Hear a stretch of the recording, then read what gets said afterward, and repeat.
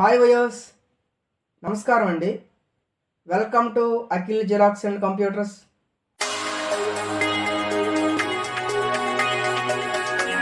నేను మీ అప్పలనాయుడు గోర్లే.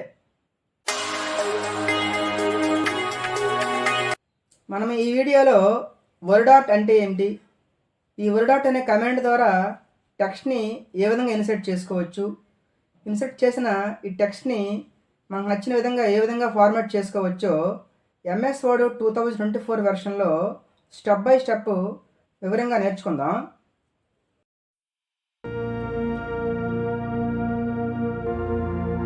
వర్డ్ డాక్యుమెంట్లో మనకి ఏదైనా హెడ్డింగ్స్ అవసరం పడినప్పుడు, లేదంటే ప్రాజెక్ట్ వర్క్ చేసినప్పుడు, మనకి ఏదైనా డిఫరెంట్ స్టైల్లో ఫ్యాన్సీ టెక్స్ట్ అవసరం పడినప్పుడు ఈ వర్డాట్ అనే కమాండ్ని ఉపయోగించి మనకు కావలసిన స్టైల్లో టెక్స్ట్ని ఇన్సర్ట్ చేసుకుని మనకు నచ్చిన విధంగా ఫార్మాట్ చేసుకోవచ్చండి.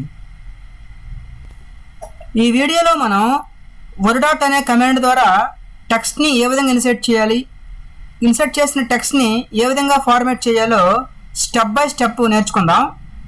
వర్డాట్ అనే కమాండ్ ద్వారా టెక్స్ట్ని ఇన్సర్ట్ చేయాలంటే ముందుగా ఇన్సర్ట్ ట్యాబ్కి వెళ్ళి ఈ టెక్స్ట్ గ్రూప్లో వర్డాట్ అనే కమాండ్ని క్లిక్ చేసుకుంటే ఇక్కడ మనకి డిఫరెంట్ స్టైల్స్ కనిపిస్తాయి. వీటిలో మనకు నచ్చిన స్టైల్ని చూస్ చేసుకొని ఇక్కడ మనకు కావాల్సిన టెక్స్ట్ని టైప్ చేసుకోవాలండి.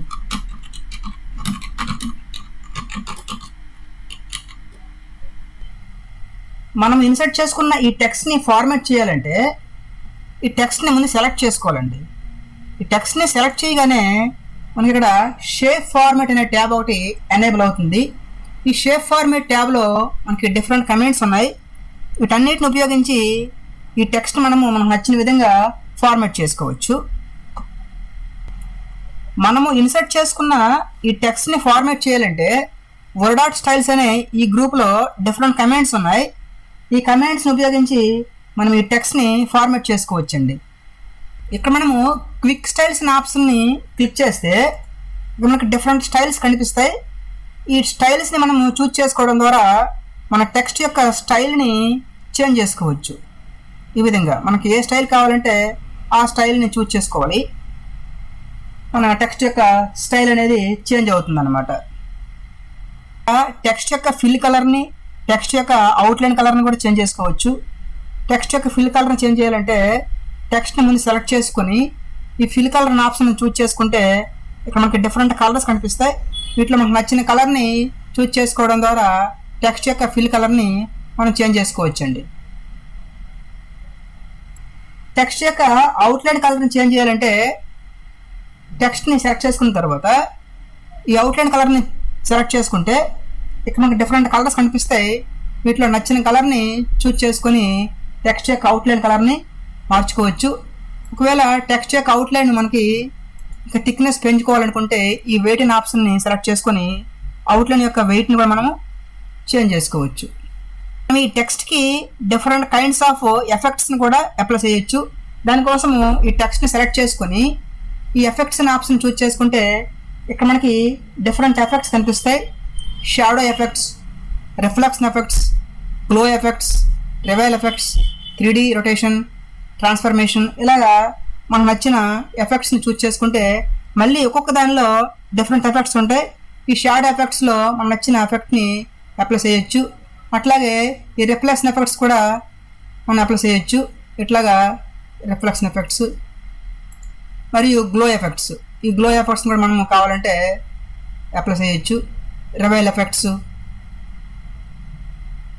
3D ఎఫెక్ట్స్, ట్రాన్స్ఫర్మేషను, ఈ విధంగా మనకు నచ్చిన ఎఫెక్ట్స్ని మన టెక్స్ట్కి అప్లై చేయొచ్చండి. ఇంతవరకు మనము టెక్స్ట్ని ఏ విధంగా ఫార్మాట్ చేయాలో నేర్చుకున్నాం కదండి. ఈ టెక్స్ట్ని ఫార్మాట్ చేయడంతో పాటు ఈ టెక్స్ట్ ఉన్న షేప్ను కూడా మనం ఫార్మాట్ చేసుకోవచ్చండి. ఈ టెక్స్ట్ ఉన్న షేప్ని ఫార్మాట్ చేయాలంటే ముందుగా ఈ టెక్స్ట్ని సెలెక్ట్ చేసుకొని ఈ షేప్ ఫార్మాట్ ట్యాబ్కి వెళ్ళి ఈ షేప్ స్టైల్స్ గ్రూప్లో మనకి డిఫరెంట్ ఆప్షన్లు ఉన్నాయి. వీటిని ఉపయోగించి మన షేప్ను కూడా ఫార్మాట్ చేసుకోవచ్చు. మనం ఈ షేప్కి షేప్ కలర్ని అప్లై చేయాలంటే ఈ టెక్స్ట్ని సెలెక్ట్ చేసుకొని ఈ షేప్ ఫార్మాట్ ట్యాబ్కి వెళ్ళి ఈ షేప్ స్టైల్స్ అనే గ్రూప్లో ఈ షేప్ ఫిల్ అనే ఆప్షన్ క్లిక్ చేసుకుంటే ఇక్కడ మనకి డిఫరెంట్ కలర్స్ కనిపిస్తాయి. వీటిలో మనకు నచ్చిన కలర్ని చూజ్ చేసుకోవడం ద్వారా ఈ స్టైల్కి ఆ పర్టికులర్ కలర్ని అప్లై చేయొచ్చండి. అంతేకాకుండా ఇక్కడ మనకి ఈ షేప్ ఫిల్ కలర్లో ఈ కనిపిస్తున్న ఈ కలర్స్తో పాటు ఇక్కడ మనకి కిందన గ్రేడియంట్ కలర్స్ ఉన్నాయండి. ఈ గ్రేడియంట్ కలర్స్ని కూడా మనము అప్లై చేయొచ్చు. ఈ టెక్స్ట్ కలర్స్ కూడా ఉన్నాయి. ఇక్కడ మనకు నచ్చిన కలర్ని చూజ్ చేసుకొని డిఫరెంట్ కలర్ని ఈ షేప్కి అప్లై చేయొచ్చు అనమాట. ఈ షేప్కి అవుట్లైన్ కలర్ని అప్లై చేయాలంటే ఈ షేప్ స్టైల్స్ గ్రూప్లోనే షేప్ అవుట్లైన్ అనే ఆప్షన్ని చూజ్ చేసుకుంటే ఇక్కడ మనకి డిఫరెంట్ కలర్స్ కనిపిస్తాయి. ఇట్లా నచ్చిన కలర్ని అవుట్లైన్ కలర్గా మనము అప్లై చేయొచ్చు. ఒకవేళ ఈ అవుట్లైన్ కలర్ యొక్క వెయిట్ని చేంజ్ చేయాలనుకుంటే మనము అదే ఆప్షన్లోనే ఇక్కడ వెయిట్ అనే ఆప్షన్ చూజ్ చేసుకోవడం ద్వారా మనం ఈ వెయిట్ని కూడా చేంజ్ చేసుకోవచ్చండి. మనం ఈ షేప్కి మనకు కావలసిన ఎఫెక్ట్ని కూడా అప్లై చేయొచ్చు. దానికోసము ఈ షేప్ ఎఫెక్ట్ అనే ఆప్షన్ చూజ్ చేసుకుంటే ఈ ప్రీసెట్ ఆప్షన్లో మన ఇక్కడ డిఫరెంట్ ఎఫెక్ట్స్ ఉన్నాయి. నచ్చిన ఎఫెక్ట్ని అప్లై చేయొచ్చు. అదేవిధంగా షాడో ఎఫెక్ట్స్, అదేవిధంగా రిఫ్లెక్షన్ ఎఫెక్ట్స్, అదేవిధంగా గ్లో ఎఫెక్ట్స్, ఈ విధంగా మనకు నచ్చిన ఎఫెక్ట్స్ని ఈ షేప్కి అప్లై చేయొచ్చండి. ఈ షేప్ యొక్క స్టైల్ని కూడా మనం చేంజ్ చేసుకోవచ్చు.